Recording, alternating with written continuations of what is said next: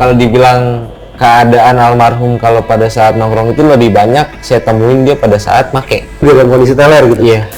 Mengagetkan, saksi baru bongkar Rudiana saat di ruang jenazah, terungkap kondisi Eki saat Vina meninggal. Halo, selamat datang di channel Suara Hati Sang Istri. Untuk reaction kali ini yang masih mengikuti perkembangan kasus Vina semakin greget karena 6 terpidana nanti masih akan proses seperti apa mereka berupaya dengan ada kesempatannya pengajuan kembali PK ya. Dan yang paling menarik masih dibahas oleh teman-temannya Eki seperti apa kronologinya. Baik lagi ke kejadian 2016 ini tuh logikanya ya, kalau almarhum Eki diserang kenapa tidak lari ke warpat tempat mereka nongkrong dan dekat. Itu sudah tidak logika, dan kejadian ini benar-benar semakin terang arahnya ke kecelakaan ya. Semakin janggal dengan kesaksiannya Aep ya, karena Dedek saja sudah mengaku. Tinggal Sudirman nanti bisa nggak diajak kerjasama seperti 6 terpidana lainnya untuk lebih jujur, mereka lah bukan pelakunya ya. Karena dengan waktu pukul 22.14 sampai ditemukannya sekitar pukul 22:20 lebih gitu kan, ini di mana ada drama pengejarannya, kan butuh waktu gitu, dan pemerkosaannya jam berapa, ini yang tidak masuk logika di sini sih. Ditambah lagi ya, untuk lebih detail ini kita dengerin dari Frans, salah satu temannya Eki. Bentokin kepala ke pintu atau ke tembok ruang mayat gitu kan. Pak Rudiana itu? Iya, Pak Rudiana. Sebegitu sedihnya sampai bentur-benturkan kepala ke tembok atau iya, itu? Iya. Itu yang saya tahu. Yang dikasih lihat itu kan fotonya itu dari belakang dan itu di jembatan. Fotonya itu di TKP yang waktu ditemukan gitu. Padahal kerusakannya ada di depan tadi. Bagian depan. Dan ciri khas yang rusak tadi mau diganti oleh Eki, terlihat tidak di foto itu? Nggak kelihatan. Itu memang harus dibuka gitu, harus di bagian dalam. Kalau dibilang keadaan almarhum kalau pada saat nongkrong itu lebih banyak saya temuin dia pada saat make. Dalam kondisi make? Iya, kondisinya. Jadi udah dalam kondisi teler gitu? Iya. Kalau malam hari ya, kalau sore-sore itu biasanya ada belum. Nah, dikonfrontir kemarin sama anak-anak yang lain juga memang nggak ada yang lihat tiga Akbar di warpat, karena kami anak warpat setelah dapat kabar almarhum meninggal itu berangkat bareng-bareng malah dari warpat. Ini baru nih mas nih. Sudah tidak bisa masuk akal kan di sini kalau memang kejadian itu lebih arahnya ke pembunuhan dan pemerkosaan ya kan.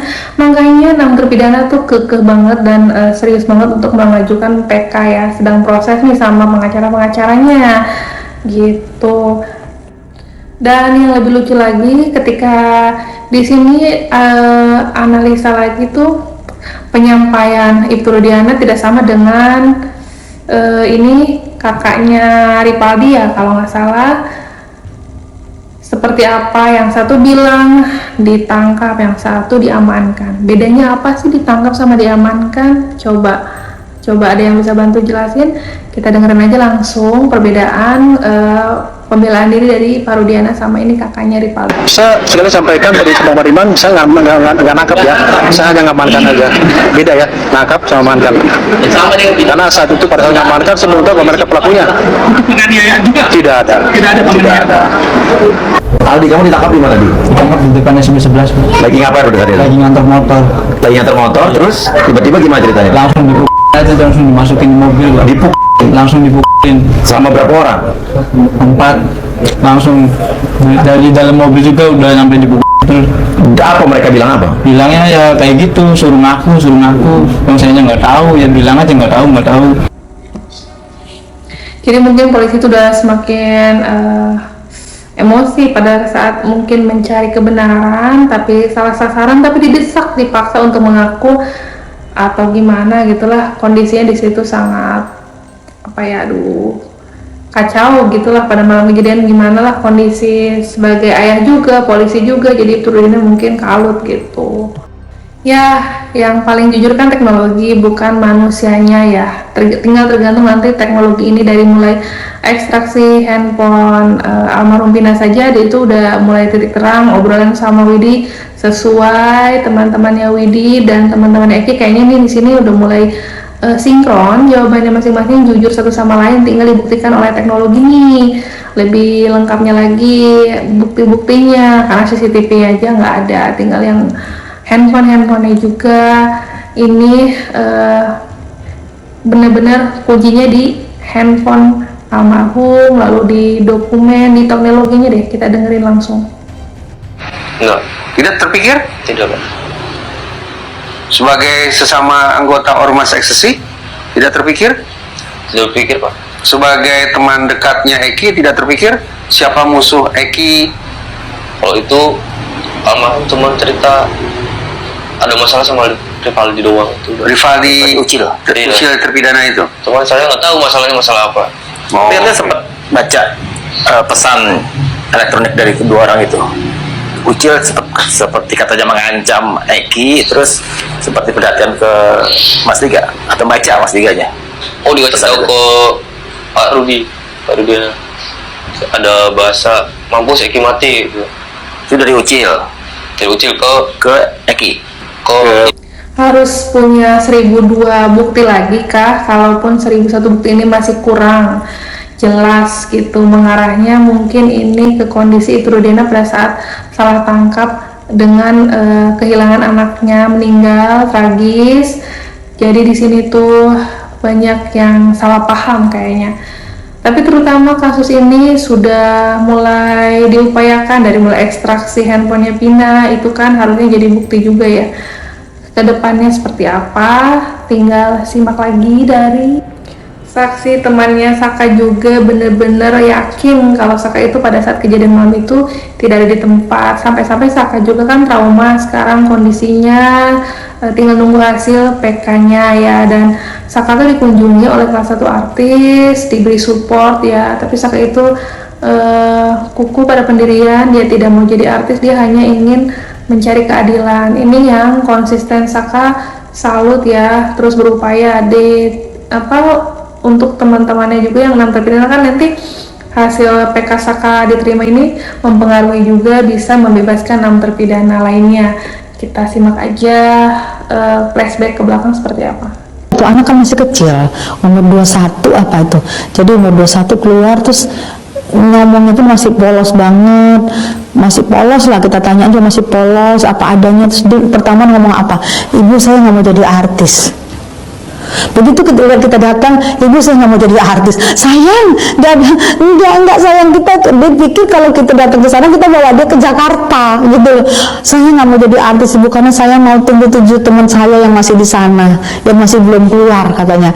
Jadi ibu jangan bawa saya ke Jakarta gitu. Masya Allah ya, seorang anak bangsa yang begitu lugunya melihat orang Jakarta datang dikirain mau dibawa, dia nggak mau pergi ke Jakarta sebelum temennya katanya yang 7 keluar.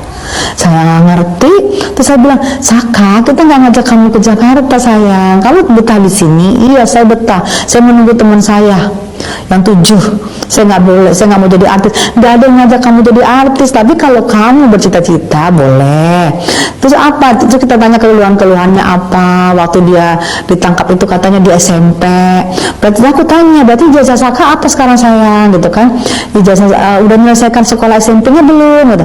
Katanya sudah menyelesaikan SMP, berarti ijazah SMP-nya ada.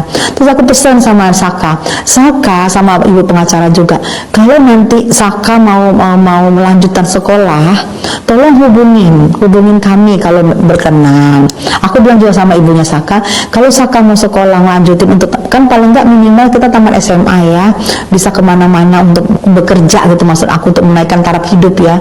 Nanti kalau mau ambil ijazah SMA atau mau sekolah SMA, kan sekarang ada paket C, bisa kejar di paket C kan namanya. Aku bilang hubungin kami ya gitu. Ya ibu, aku hubungin kalau aku mau sekolah lagi, tapi aku jangan dibawa. Saka nggak mau dibawa ke Jakarta, Saka nggak mau main film, Saka mau di sini aja. Masya Allah, jadi aku nangis, udah nggak kira-kira nangis, sedih banget lihat tuh anak lugu banget gitu. Ayo, terus dia ceritain tentang dia yang penangkapan, kita nggak masuk. Dari sini bisa menilai ya seberapa keseriusannya Saka gitu sih, karena Saka sampai tidak mau jadi artis, sampai benar-benar kasus ini tuntas. Ya, seperti itulah flashback ke belakang di mana kasus Vina ini banyak kejanggalan, dan tinggal nunggu hasilnya nanti seperti apa. Bakal dikawal terus, jangan sampai tenggelam. Penasaran kalau 6 terpidana nanti di sidang live, siaran langsung, terus di situ ada Ibtu Rudeni juga, dimintai kesaksiannya, dimintai keterangannya, bisa terbongkar dong mana yang jujur mana yang tidak. Ditambahi teknologinya juga nanti harus dimunculkan buktinya gitu. Makasih yang udah nonton channel Suara Hati Sang Istri ya. Jangan lupa tanggapan di komentar. Bye.